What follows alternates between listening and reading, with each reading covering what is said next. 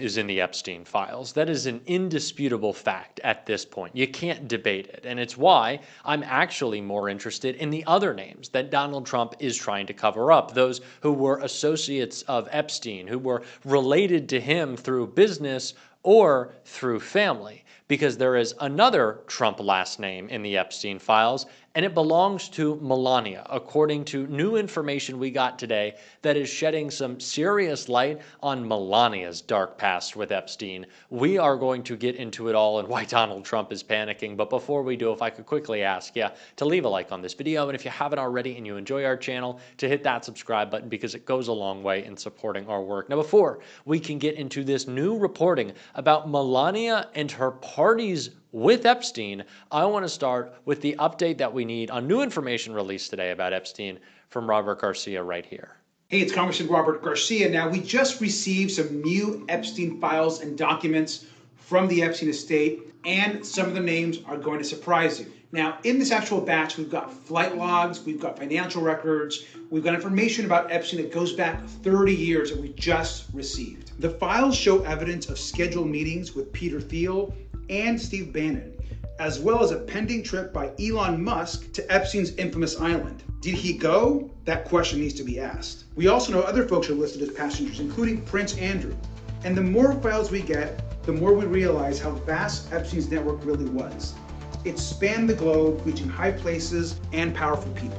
And like I've said before, I don't care how much money you have, how powerful you are, or if you're a Republican or a Democrat.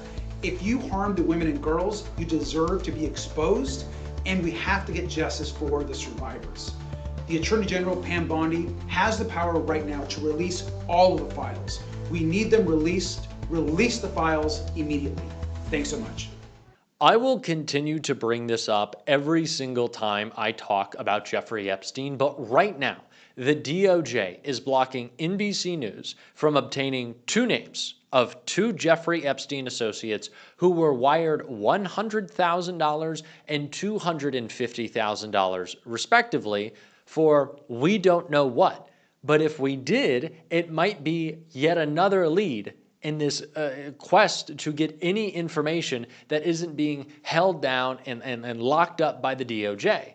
Because that is where the birthday book came from. That is where this new round, this new batch of information, flight logs showing Elon Musk might have taken a trip to Jeffrey Epstein's island. I guess that's really a shock to no one. But we were able to obtain that information. Robert Garcia and Dems on the Oversight Committee were able to obtain that information because they are going after the associates. They are going after the Epstein estate. That is where they are getting this information from. And it's why Donald Trump wants to cover up for all of those involved in this criminal cabal, because he knows, as I continue to say, if you keep pulling at that string, it is all going to unravel. They can't even really deny at this point that Donald Trump's name is in the Epstein files. We saw Kash Patel melt down when he tried to hear. Who did you tell the Attorney General that Donald Trump's name is in the Epstein files? Yes or no? Why don't you try spelling it out? Yes if you're gonna mock or no, Director? Use the alphabet. Yes or no? No? A, B, C, Director, D, E, F? it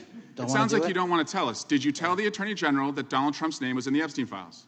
Why don't you try serving your Director, constituency did by you tell the focusing on Attorney reducing General violent that Donald crime in this Trump's country and the number of pedophiles that are Director, legally reclaiming harbored my time, in your Director. sanctuary cities in Director, California? reclaiming I'll my work with time. you on that. Do Regular you order, wanna Mr. work with Chairman. us on that? Director, I reclaiming my belong to the time. gentleman from California. Did you tell the Attorney General that Donald Trump's name is in the Epstein files? Question Yes or no? has been asked and answered. You've not answered it, and we will take your evasiveness as a consciousness of guilt. It is so obvious that Kash Patel is trying to avoid perjuring himself again. But it's interesting because the question by Eric Swalwell is really like, is Trump's name in the Epstein files? But he didn't ask which one. There are lots of Trumps, and we know that the beginning of Donald and Melania's relationship certainly had a lot to do with Jeffrey Epstein, but we really haven't known how much yet. And I think that it is important to point out that as we talk about how notably absent Melania Trump has been in Trump 2.0, that some of it might have to do with the fact that she doesn't want her dark past being brought into the Epstein scandal. She didn't want to be around Donald Trump during his Stormy Daniels trial, and now that they're both on trial, she certainly doesn't want her name drug into the mud. But I'm sorry, that already happened when you were hanging out with Epstein and throwing parties, which was detailed in this Daily Beast report right here. Epstein bought Andrew massage just before party with Melania. Prince Andrew had a $200 massage paid for by trafficker Jeffrey Epstein the day before both men partied with Donald Trump, the royalist can reveal. The payment is shown in new documentation released by Democrats on the Committee on Oversight and Government Reform and forms part of the third batch of documents to be released from the Epstein estate. In a list of payments made by Epstein, 2 entries for massage are shown with the reference Andrew. One of these is dated May 16, 2000, just days after Andrew flew by private jet from New Jersey to Palm Beach with Epstein and Ghislaine Maxwell. The other Andrew massage payment of $200 is dated February 11th. The very next day saw Andrew and Epstein party with Donald Trump and Melania Trump at Trump's Mar-a-Lago club in Florida. A dated photograph of Andrew and Epstein with Melania has been widely circulated. The Democratic Oversight Committee's press release listed a roll call of Epstein's political and Silicon Valley acquaintances, including Peter Thiel, Elon Musk, and Steve Bannon. Oversight spokesperson Sarah Guerrero said it should be clear to every American that Jeffrey Epstein was friends with some of the most powerful and wealthiest men and Melania in the world. Every new document produced provides new information as we work to bring justice for the survivors and victims. Oversight Democrats will not stop until we identify everyone complicit in Epstein's heinous crimes. It's past time for Attorney General Bondi to release all the files now. It is very important to note the connection between Melania and Epstein and Melania and Maxwell because, of course, so much of Donald Trump's argument is that he was never really friends with Epstein. They weren't really buddies. Maybe they bumped into each other and they played in the same circles. But these photos of Melania with Prince Andrew and Epstein by herself shows that this is someone that she was comfortable with. This is someone who was in Donald Trump's everyday life. This is someone who she interacted with. It was partly the reason that they got together. Donald Trump's connection with Epstein is undeniable at this point, and it is made even more undeniable by the connection to Melania, who clearly does not want to be a part of this. Donald Trump certainly doesn't want any part of it either, which is why he's going after his political enemies, not only as a part of the expansion of his authoritarian project, but certainly in an effort to distract. And Jasmine Crockett called that all out as it relates to James Comey last night in this clip right here. What do you make of the developments of this week in terms of this regime trying to criminalize dissent? Yeah, so here's the thing. I want the American people to know that when you stand up to a bully, you win. Do not back down. Do not bend. You allow them to go and wage their threats. If everybody starts to bend, for sure what is left of our democracy will be gone. And unfortunately, that is exactly what he wants. And even more sadly is that many of his followers agree with this. And I am thinking to myself, how is it that you can call yourself American or patriotic when you literally don't understand who we are as Americans, when you literally are okay with throwing out the Constitution, when you're okay with someone just deciding, you know what, this is the end result that I'm seeking, and so just figure out how to get there versus doing what you are supposed to do. And I am so appalled at those that took an oath, at those that actually went to law school. Many of us ended up with law school debt. And then we have to take not only the bar exam, but we have an ethics exam that we have to take, because there is supposed to be some level of ethics in what we do when we go into a courtroom. Now you have people that literally either they just don't know the law or they just don't care. But the idea that you would go after someone, and listen, even as Democrats, we had our fair share of issues with James Comey, okay? But that's not a reason to prosecute someone. And so here's the deal. If he decides that he wants to continue down this path, I think that they're going to continue to lose. And I don't see the former FBI director saying that he is going to just go ahead and say enter into a plea deal, or he's just going to take this line down. I think that this is someone who absolutely will fight this to the end.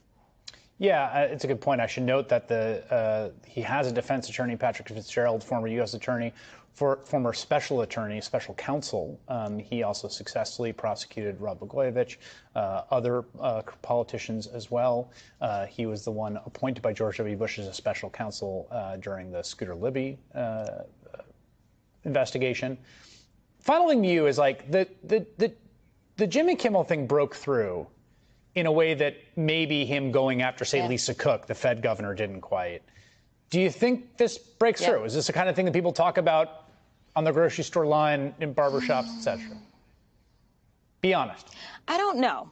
If I'm being perfectly honest with you, I don't know. As someone who has traveled this country and talked to people on a very granular level, I think, and I love Jimmy Kimmel. I do. I've done his show twice.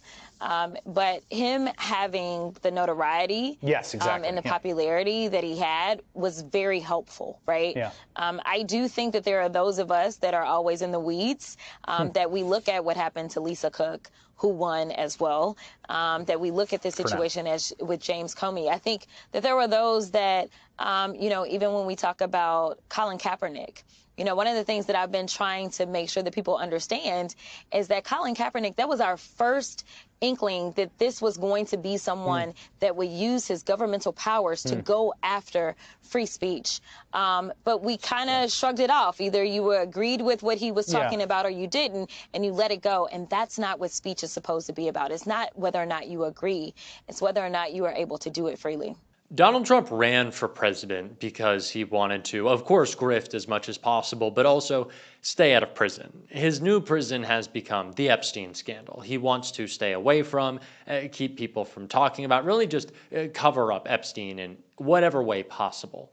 And so he will do whatever it takes to go after anyone who holds him accountable and tries to seek justice, but also he'll go after anyone who he thinks will distract the media long enough that he doesn't have to talk about Epstein. Now, that doesn't mean that we shouldn't take all of these issues as seriously, or some even more seriously sometimes, because the moment dictates that we have to. But we should always remember the overarching theme of corruption that is rampant in this administration. That Donald Trump is always seeking to serve himself, and we got to call that out, which we're going to be doing on this show. If you want to support that, as always, you can hit that subscribe button, leave a like on this video. If you stuck around to the end, drop a blue heart in the comments. And if you want to support the show in other ways, you can become a subscriber, either free or paid, to my Substack, linked right here or down below. Keep on fighting. Don't let them silence you. And until next time, I'll see you soon.